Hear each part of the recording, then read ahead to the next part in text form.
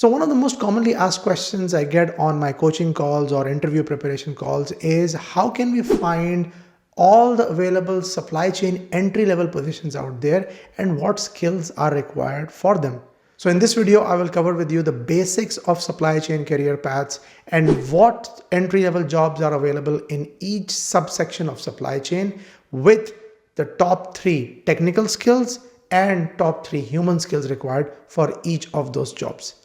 My name is Jamil Hai, and I've been working in supply chain management positions across South Asia, Middle East, and North America for more than 20 years now. And my mission is to help supply chain professionals like you build real life skills for your job and career that they don't teach you in college. And if you are preparing for a supply chain job interview anytime soon, you should definitely book a coaching session with me because I am going to take your resume, the job description you are applying for, and based on those two, I'm going to give you some laser guided tips and tricks based on my experience, which will maximize your chances of success. So go ahead now and book your session on my LinkedIn profile.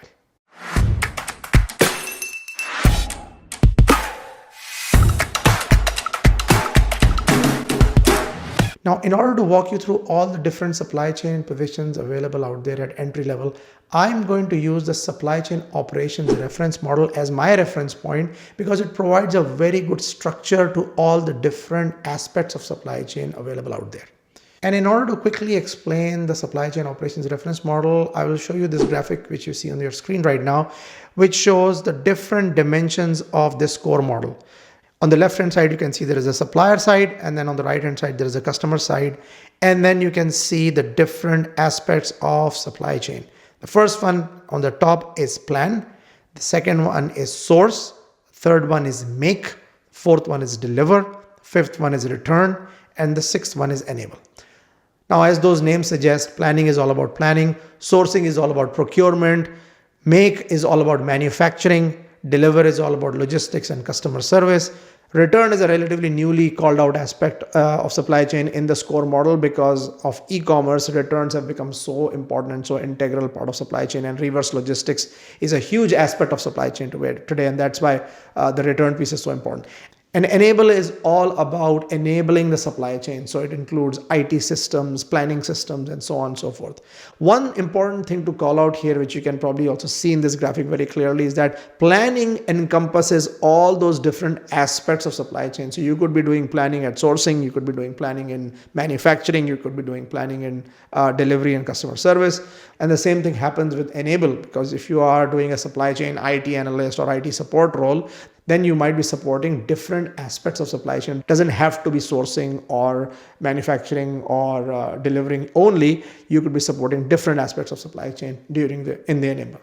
And similarly, the enable phase also goes across the supply chain, because if you are in a supply chain IT position, or let's say if you are in a supply chain ERP development role, which is a part of enable, then you would be working across those different aspects of supply chain. So you might be working across sourcing, making, delivering, and returns. That's why you see planning and enabling is across all the different aspects, and that's what explains this graphic. Now, if we start with the entry-level roles under planning, the first role that I would like to talk about is the supply planner role. Now, I have covered this role in a lot of detail, and you can watch that video by clicking over here. But in the supply planner role at a very high level, it is also sometimes called the inventory planner role. It is about developing inventory strategies and optimizing stock levels. Another entry-level role under planning is supply chain analyst role, where you could be analyzing supply chain data to identify trends and opportunities. This is a very up-and-coming role, and there are a lot of data analyst positions available out there. And one of the key skills which are required in this role is your ability to crunch a lot of data. And if you have knowledge of more advanced data crunching tools like Python or any other tools which allow you the capability of knowing more about machine learning or data analytics, are super handy when it comes to this role.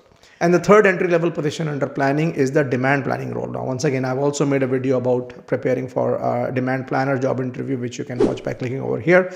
But demand planning is all about forecasting demand, doing time series analysis, putting together a forecast, gaining consensus, working with a cross-collaborative team, especially with sales and marketing, because you are the person who is putting together that forecast. Now, one thing which I want to call out is that although I am calling demand planner jobs as entry-level jobs, sometimes they may not be entry-level positions. If I were to just speak about my own experience, I started as a supply planner on my first job, worked on that role for about 18 months before I got the role of demand planning, because in demand planning, you need a little bit more insight into the business so that you can perform more effectively. So while in some cases, demand planning could be an entry-level role, in some other cases, it may not be. Now let's talk about some of the key technical skills required in all of these three roles. The first one is data analysis. I think I talked about that. You need to be proficient in data analysis tools like Excel.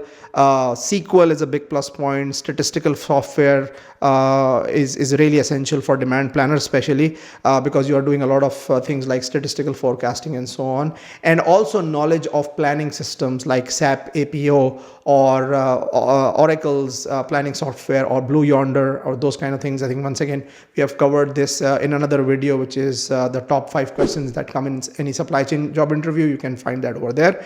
But data analysis is a critical skill required for any entry-level planning job. Now, the second technical skill which is required in this space is forecasting, your ability to understand the statistical modeling tool, things like exponential smoothing, time series models, and all of those kind of things. Once again, I've covered these in detail in that demand planning job interview preparation video, which you can watch. So forecasting is very important. And the third one is inventory management. Inventory management, I cannot stress about it. One of the first things you should learn if you get your foot in the door in a planning role is statistical stock modeling. I'm sometimes surprised that a lot of people make it to very senior level positions without understanding the fundamentals of inventory management and in statistical inventory modeling techniques. And it's such a fundamental skill that you need to know as a planner, because you need to understand that what are the factors driving your safety stock? How do you calculate your safety stock? How do you calculate your cycle stock? And so on. So this whole area of inventory management, understanding the inventory control principles, reordering points, lead times, and so on is very, very important. Now, talking about the human skills required in planning, the number one human skill, I cannot stress upon it enough, is problem solving. Problem solving is your ability to solve complex problems, because as a planner, every day you are solving problems. And I've made a lot of videos about problem solving in the early days of this channel, and I will put some links over here where I have explained the problem solving process in a lot of detail. And connected to problem solving is another very important skill, which is critical thinking. Once again, I've made a series of videos on critical thinking that you can also watch. I'll put some links here. But critical thinking is another very important skill, because you need to be able to think critically through problems objectively, taking emotions out. Another important skill in this space is analytical thinking. Your ability to analyze data, draw meaningful conclusions out of it is a very crucial aspect and a very crucial capability that you need to have, because you are dealing with data and you are solving problems with data. But at the same time, you need to have that capability where you can analyze the data and make meaningful logical conclusions out of it. And lastly, but most importantly, the most critical human skill required by planners is communication.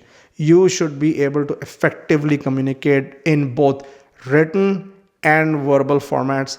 And it's very essential for you as a collaborator, because like I mentioned earlier, if you are a demand planner, then you might be working with a number of different functions within the business, like sales and marketing. If you are a supply planner, you could be working with internal functions like demand planning, but you could be working with external partners. You could be working with customs authorities or port authorities or factories and so on. So in both cases, there is a lot of coordination, collaboration, and similarly, even as a data analyst, because you are not just a machine crunching numbers as a data analyst, you're also working with people. You are trying to explain the meaning of those numbers to people. So collaboration and communication become very, very important skills on these roles. Now, following the SCOR model, we'll go to the next section of supply chain, which is sourcing. Now, sourcing is a very critical aspect of supply chain, because this is where you are dealing with suppliers, you are dealing with external parties. And there are a lot of skills in sourcing that you need, which are not commonly required in the more operational supply chain roles. And I'll just talk about a few of them in a second here. So first of all, let's look at what are the different job positions available in source. First one is a purchasing agent. So you could be an entry-level purchasing agent whose job is to procure materials and services from different suppliers. You could be a supplier quality engineer, where your job would be more around quality quality assurance, because remember, when you are dealing with suppliers, you are working to ensure that the quality of the goods and services you are receiving is up to the mark. So you are kind of that gatekeeper role who is making sure that, another truck of raw material driving into your factory, you have to make sure that the quality of that raw material is good. For example, if they are delivering you corn, but the corn is not of the right grade, then it can negatively affect the finished product that your factory is going to produce. So you are kind of that gatekeeper. So quality assurance is very important.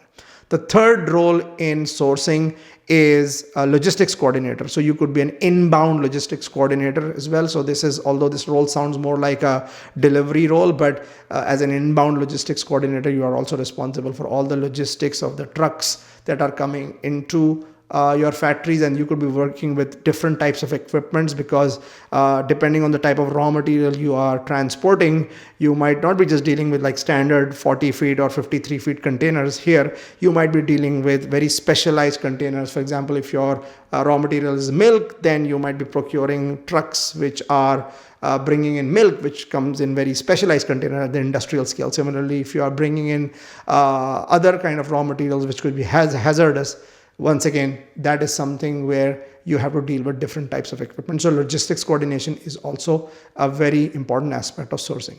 Now, talking about the top 3 technical skills, the number 1 is supplier management. You should have the knowledge of supplier selection, negotiation, and performance management. That is very important for purchasing agents. Similarly, quality management, like I mentioned earlier, you are that gatekeeper of quality, and you are making sure that the quality of your inbound raw materials or services, whatever you are getting, is up to the mark. So quality management, understanding the quality control and quality assurance standards of your company are very important. So that's a very important technical skill to have. And lastly, in logistics, once again, like I mentioned, you need to have the basic knowledge of transportation, warehousing, customs, specific regulations. If I'm transporting a specific type of raw material, what are the regulations? How can I get it across the border? Those kind of things. So you need to know a lot of things around regulatory affairs and transportation standards in order to be a good inbound logistics coordinator or sourcing logistics coordinator. Talking about the human skills, the number 1 human skill required in sourcing is negotiation. Now, once again, this is a classical example of a skill which, if you work for years and years and years as a planner or a logistics person inside a warehouse, you might not be even exposed to negotiation. But this is the beauty of these sourcing and purchasing roles, because they will teach you negotiation. And negotiation is such an important skill to have, not only in your professional life, but also in your personal life when you are buying anything, right? Because negotiation comes in really handy as a skill. So you need to have the ability to negotiate effectively with suppliers. Another important human skill in sourcing is relationship building. Once again, remember, you are the gatekeeper of the quality of the product, but you are also managing your relationship with those suppliers. So relationship building is a very important human skill to have. And finally, attention to detail, because there are so many different nuances in purchasing, in contracts management. Imagine, like, you are writing a contract. You have to be very careful about every single clause, because even if you get one sentence wrong, that could be held legally against you, or there could, that could open up a legal loophole. So attention to detail is a very fundamental skill required if you are in any sourcing position. Next, we move to make. Now, make is basically manufacturing or assembly, and there could be so many different entry-level positions here. I can actually make a separate video on manufacturing entry-level jobs, and let me know in comments or chat if you want me to do that. But I will keep it very high level for this video, because we are covering all the different aspects of supply chain, and this is just one of them. But in make, some examples of entry-level positions are production planner. So you would be developing a production schedule, and you would be assigning resources. Now, production planner is also a very pivotal role, because it's connecting the factory operations team to the entire supply chain team. So you are kind of the face of supply chain inside the factory. Another important entry-level role is quality control inspector. So your job would be to ensure your product meets quality standards. So inside the factories, of course, there are a lot of quality related roles. Quality assurance in some companies is a department on its own, and they've got a lot of powers. Like if quality says you are not going to make this batch because the quality is not good, that is the last word. Because at the end of the day, if your finished product or your final product is short on quality, that could have disastrous consequences for the company. Therefore, quality assurance is a very powerful department, and those are some very good entry-level roles to get into. And finally, project engineer is another entry-level job in Make. Now, this is purely an engineering entry-level position. So it's just like you got graduated as a civil engineer, you start going and working in a building. Similarly, you could be a mechanical engineer, or you could be an industrial engineer, or for that matter, you could be any engineer. But if you are working in a factory or a manufacturing environment, that is a classical entry-level position into factory engineering careers, which are careers on their own. You can be an engineering director, you can be an engineering VP, and that's a different career path, very specialized, because then you become expert on certain machines, certain types of manufacturing technologies, and that can be a career on its own. But as the name goes, this is only for qualified engineers. Now let's talk about the top 3 technical skills in the Make area. The first one is production planning. So just like supply planning, safety stock modeling is important in the supply planning space. In production planning, you need to understand how production schedules are made. You need to understand things like what is master production schedule, how do you improve your scheduling adherence, how do you make sure that the factory actually produces what it's supposed to produce. So all of those skills fall under production planning. Similarly, quality control, which is understanding of the quality methods and standards, are crucial in any quality roles in the factory. And then finally, process improvement, because factories are all about CI, continuous improvement, because we all get our factories to an acceptable quality level. And then from that point onwards, you keep on improving, you keep on driving more and more efficiencies year on year and year. So continuous improvement, or CI, is a very important aspect of any manufacturing process. So you need to over time become an expert at it, but it's also a very important skill to develop as you are early on in your career. Top 3 human skills in Make. The first one is, I know this is a very generic one, but leadership, because you cannot be successful in a manufacturing role if you are not a strong leader, because in any shape or form, you will be managing a lot of people. Because imagine if you are a production planner, you might be managing a lot of production coordinators in different parts of the factory. Similarly, if you are a production supervisor, you might be working with a lot of operational teams. So people management or people leadership is paramount in manufacturing. The second important human skill is problem solving. We have covered that. Same thing as the planning roles, it applies here as well. And lastly, I'm not going to go into the details of this one as well. Attention to detail, we have covered that.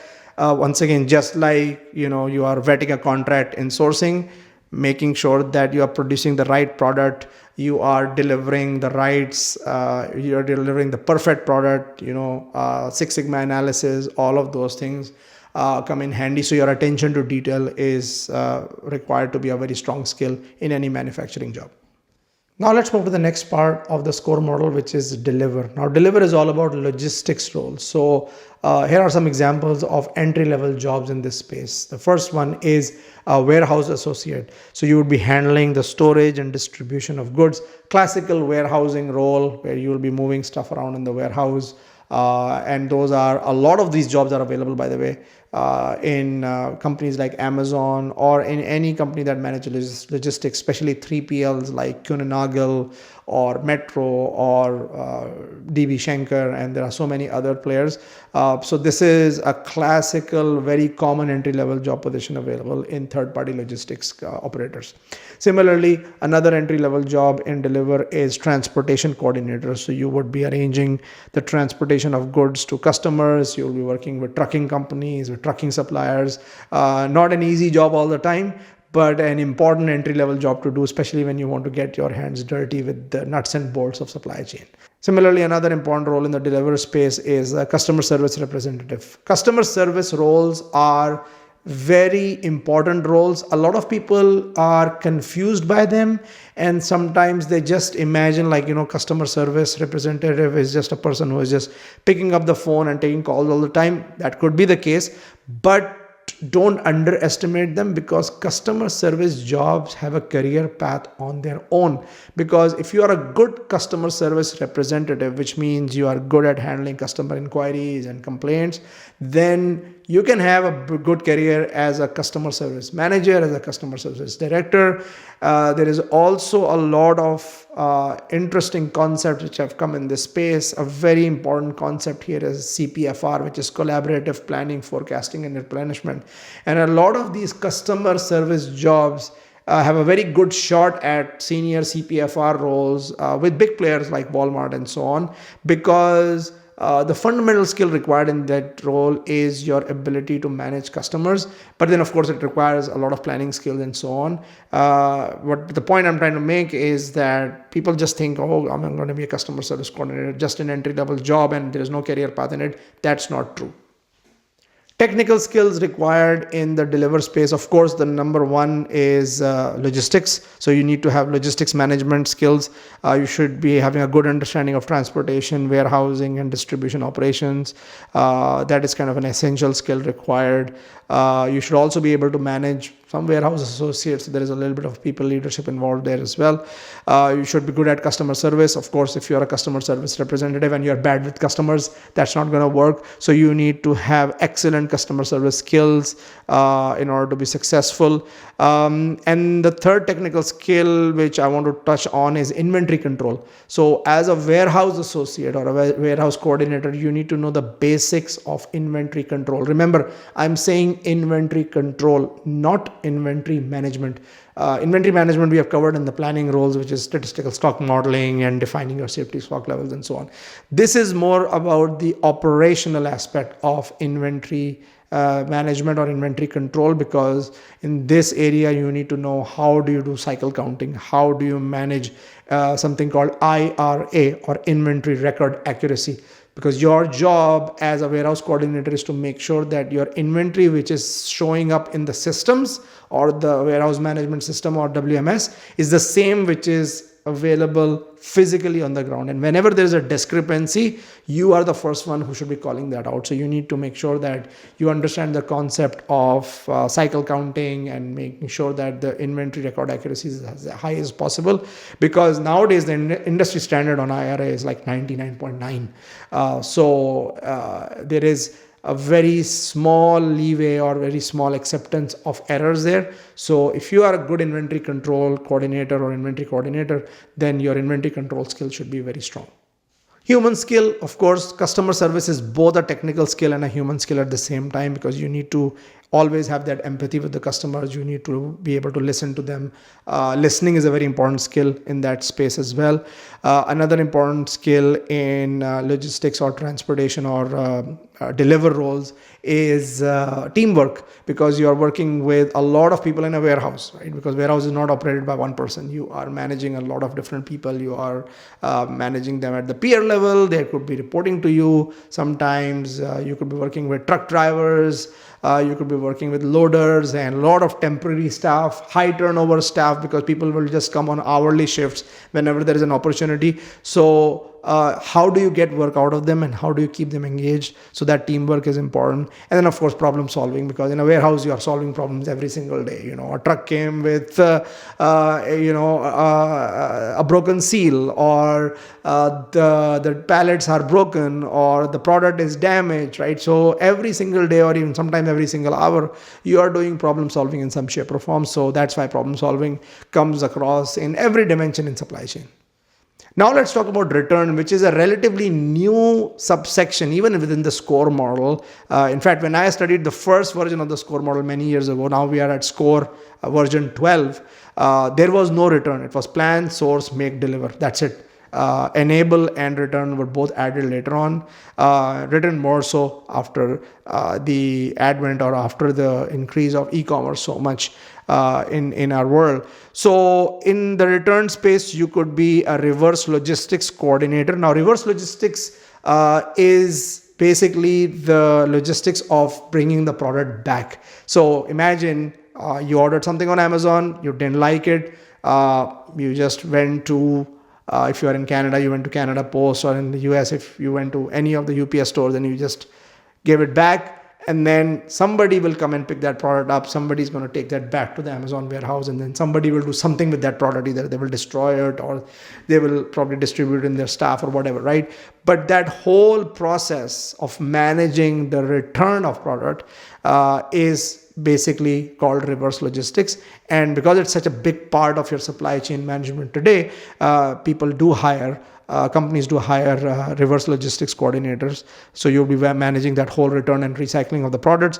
You could be the quality assurance agent or analyst. So you would be investigating into the quality issues that came with returns. Like, why did the customer return this? Was it really a quality issue, or was it something else? And then providing that feedback back to the manufacturer. That requires basically some quality assurance analysts, which is also another entry-level position.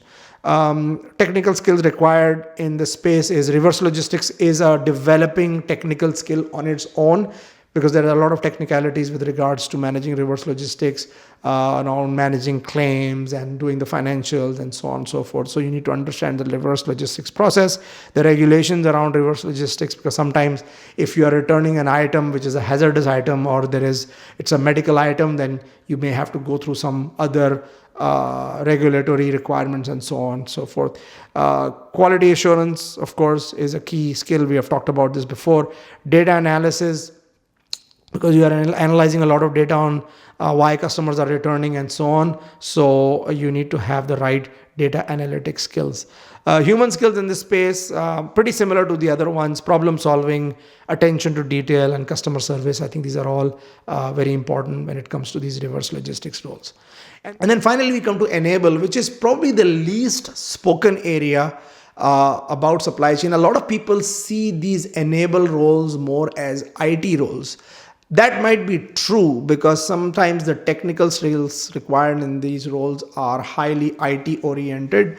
But as an entry level or a junior supply chain person, I would strongly recommend you guys look at this as a pretty decent career option as well, because as the time has progressed, IT and technology has become an inseparable part of supply chains, right? So you cannot even breathe in supply chain nowadays without systems. So all these roles which are enabling systems, maintaining systems, are very important. So this is where the enable part comes in. And I know in some of my prior videos, I've talked a lot about planning systems, warehouse management systems, transportation management systems, order management systems. So all of these systems, somebody is managing them, and these are the enable people who are doing this, but they are a part of supply chain. Don't consider them as IT, because you cannot be successful in any project or supply chain transformation without them. So some of the examples of entry level roles in this enable area is IT support specialist. You would be providing This role is providing technical support for supply chain systems. So you could be an IT support specialist for an order management system, or for a warehouse management system, and so on, or for an ERP system for that matter. Similarly, you would have a data analyst role. Now, this could be very similar to the data analysis role that I covered in the planning role as well. But therefore, there is such a huge cross section between enable and planning in this phase. And that's why I would strongly recommend you to think about these enable roles as supply chain roles and not as IT roles, because there is so much of cross collaboration and so many things in parallel there. So as a data analyst, you would be analyzing supply chain data to identify trends and opportunities, and working with the planning team sometimes to make meaning out of those trends and making those trends more actionable, or making those insights more actionable. So that is where the data analyst role becomes so important. And then you could be a process improvement analyst, where you are continuously working with the operations team who are busy in running the operations, but you are working with them to identify gaps or challenges with the current systems and continuously improve them. So you might be just going and working in a factory, seeing like how the different systems, whether they are PLCs or different other systems, are working, and then you are trying to find out from the users of those systems what challenges they face, do these machines break down more often, and then you put together a plan to fix them and improve those processes overall. Key technical skills required in this area, and that is why these roles are perceived as IT roles, because there is so much technical expertise required on them. So the number one skill, of course, is you need to have the basic IT skills or IT support skills. So knowledge of common IT systems and software used in supply chain management is essential for these roles. Similarly, you need to be good at data analysis. You should be good at things like Excel, SQL, and so on. And then you need to have a very good understanding of process improvement, things like Six Sigma or Lean. These are very important skills to have, because you are sometimes in those CI roles in this enable phase where you are improving your supply chain. Sometimes you may not be in the IT dominated position within these enable roles. You could be in roles which are sometimes called supply chain development roles. So you are improving reports, or you are continuously trying to improve supply chain using feedback from the day-to-day operations. So that's why that process improvement or continuous improvement skill is so important. On the human skills side, nothing special here. Problem solving, communication, adaptability, I think is something I want to talk about. Your ability to adapt to new technologies and processes is very important, because as a supply chain IT analyst, or as a support analysis here, or a support analyst in this position, you will struggle if you are just married to one technology, right? Oh, I just know SAP and that's all I know. Well, what if there is no SAP tomorrow? What if there is a completely new technology tomorrow? Or I just know Blue Yonder, okay, but what if the company is implementing a different software tomorrow, right? So you need to be able to continuously learn and continuously adapt to new technologies. And you are the one who's kind of the breath of fresh air for the rest of the supply chain organization, because you are also supposed to bring in the latest and the greatest technologies available and show to your senior managers what is available out there and what is possible out there, because sometimes you might open up their eyes to a lot of possibilities, which could be really helpful for the overall improvement of the supply chain process in the organization. So I hope you enjoyed this video. I've tried to cover as many roles as possible in the different aspects of the SCOR model. And if you want me to make any specific videos about job interview preparation on any of these specific roles, do let me know in chat or reach out to me on LinkedIn, and I'll be more than happy to do that. Keep watching.